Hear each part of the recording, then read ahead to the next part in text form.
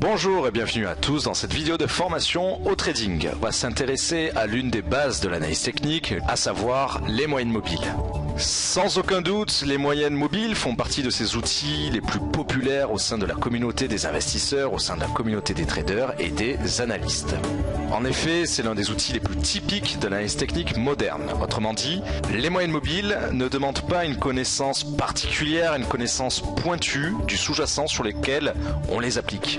Aujourd'hui, on va notamment s'intéresser au CAC 40, mais on aurait pu s'intéresser à n'importe quel autre actif, qu'il s'agisse d'une parité monétaire, par exemple euro-USD, pour couvrir le forex, qu'il s'agisse d'une matière première comme l'or, ou d'un CFD action, avec notamment Renault en sous-jacent. En effet, les moyennes mobiles, comme la plupart des outils d'analyse technique, sont communes à tous les sous-jacents, mais aussi à toutes les unités de temps. Aujourd'hui, on va s'intéresser au H1, autrement dit, chaque chandelier japonais représentera une heure d'évolution pour notre actif, pour le CAC 40, l'indice boursier français. Comme son nom l'indique, la moyenne mobile est tout simplement la valeur moyenne d'un titre sur une période donnée.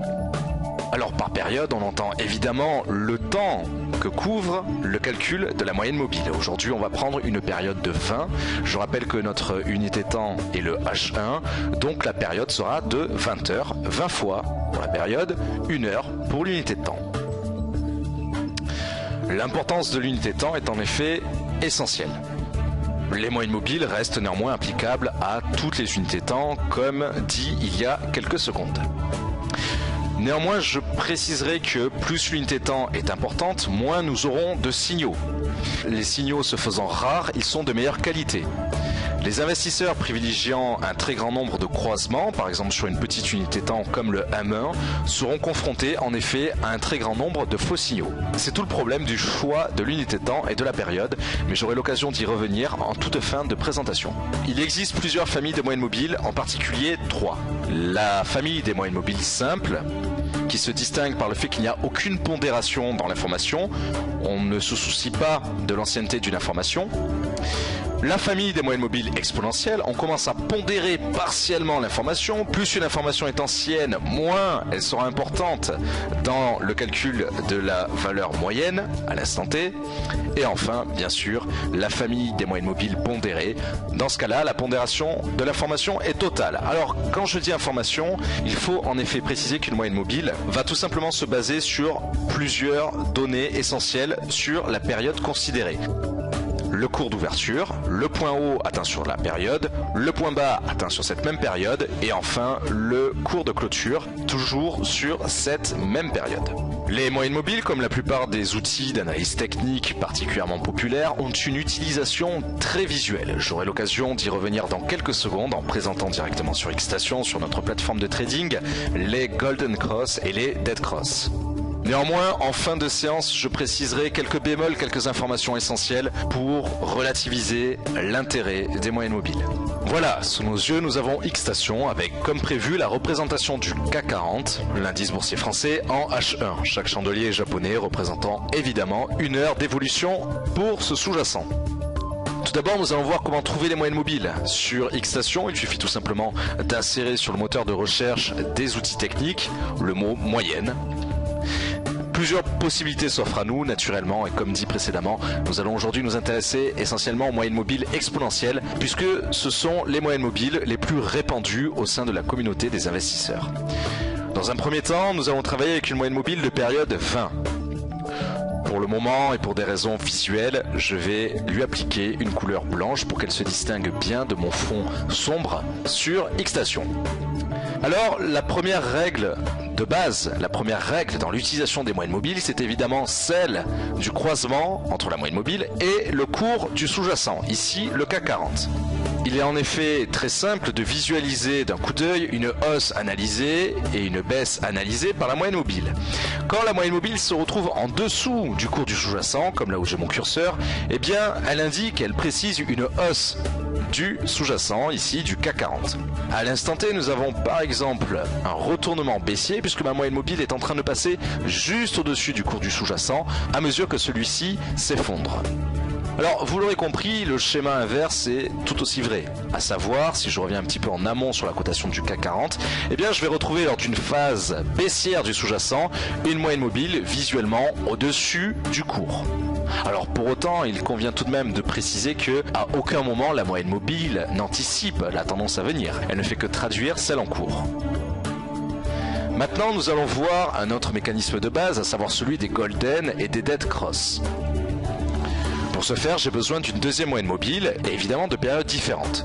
Je vais tout simplement ajouter, comme nous l'avons vu précédemment, une deuxième moyenne mobile, cette fois-ci de période 50 et non plus 20, en lui appliquant par exemple en couleur, toujours pour la distinguer de mon fond sombre, la couleur bleu clair. Autrement dit, sous nos yeux, nous avons une moyenne mobile blanche de période 20 et puis une moyenne mobile bleu clair de période 50. De la même manière que nous venons de le voir, une Golden Cross indique une tendance haussière sur le cours du sous-jacent. Pour avoir une Golden Cross, j'ai visuellement besoin d'avoir la moyenne mobile de plus faible période au-dessus de la moyenne mobile de plus forte période. Dans mon exemple, il faut que la moyenne mobile blanche de période 20 soit au-dessus de la moyenne mobile bleue de période 50. Idéalement, il faut que ce croisement, il faut que cet empilement haussier ait lieu en dessous du cours, comme nous venons de le voir. Dans ce cas-là, j'ai une configuration parfaite, analysant effectivement la puissance du signal haussier en H1. Qui plus est, ce signal a commencé à être fourni lorsque la cotation du CAC 40 était à 4270 points globalement, comme on le voit par rapport au croisement de ces deux moyennes mobiles exponentielles.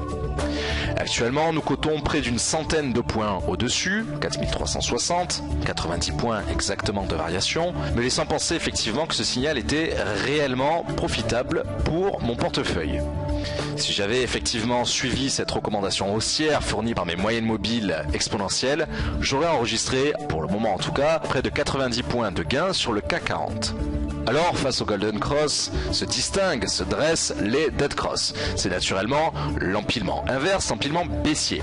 Dans ce cas-là, j'ai besoin d'avoir ma moyenne mobile de période importante, ici 50 en bleu, au-dessus visuellement de la moyenne mobile de période plus faible, 20 ici en blanc, elle-même si possible au-dessus du cours.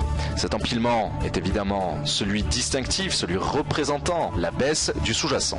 Dans le cas présent, par rapport à ce que j'ai sous les yeux, j'avais un potentiel baissier distingué par mes deux moyennes mobiles entre la cotation de 4380 et littéralement 3980 points, autrement dit près de 400 points de potentiel baissier distingués par mes moyennes mobiles exponentielles via cette Dead Cross. Alors quelques bémols néanmoins. Les moyennes mobiles ne sont pas suffisantes, elles ne sont clairement pas suffisantes pour investir sur les marchés financiers. Même si mes deux exemples pour cette présentation étaient intéressants en termes de potentiel, il faut tout de même rappeler que ces outils ne sont jamais suffisants seuls. Les moyennes mobiles ont en effet l'avantage d'être très populaires, mais elles ne doivent jamais être utilisées de manière isolée. En effet, une moyenne mobile n'est que le résultat d'un calcul portant sur des valeurs passées. Elle ne traduit pas la situation actuelle et a fortiori ne précède jamais la tendance. Le fait de réduire la période de la moyenne mobile, c'est quelque chose de très tentant. Par exemple, de passer sur une période de 10, de 5, voire pourquoi pas de 3. Néanmoins, je vous déconseille de réduire cette période et c'est un commentaire valable pour la plupart des indicateurs et oscillateurs techniques. La multiplication des signaux entraîne également, via la diminution des périodes, une multiplication des faux signaux, puisqu'en effet les intersections deviennent plus nombreuses. Par faux signaux, j'entends ici des croisements qui ne sont pas suivis par des tendances suffisamment importantes pour absorber les frais de transaction ou le slippage. Tous les tests statistiques montrent, enfin, qu'il n'y a pas de méthode idéale pour optimiser les moyennes mobiles. Cela ne veut pas dire qu'on ne peut pas gagner de l'argent avec leur utilisation, mais on ne peut pas battre le marché. Le suivi automatique des croisements des moyennes mobiles apparaît donc hasardeux. Aussi, je préconise une utilisation de ce procédé, de cet outil technique donnant lieu à une lecture plus performante en prenant en compte par exemple des éléments chartistes, des oscillateurs comme le RSI ou comme le MACD ou encore des éléments macroéconomiques, mais ce sera évidemment le sujet des prochaines vidéos de formation. Je vous remercie pour votre attention et vous donne naturellement rendez-vous sur nos prochaines vidéos. À bientôt! Toute l'équipe d'XTB France est à votre disposition par email, par téléphone et dans nos bureaux parisiens.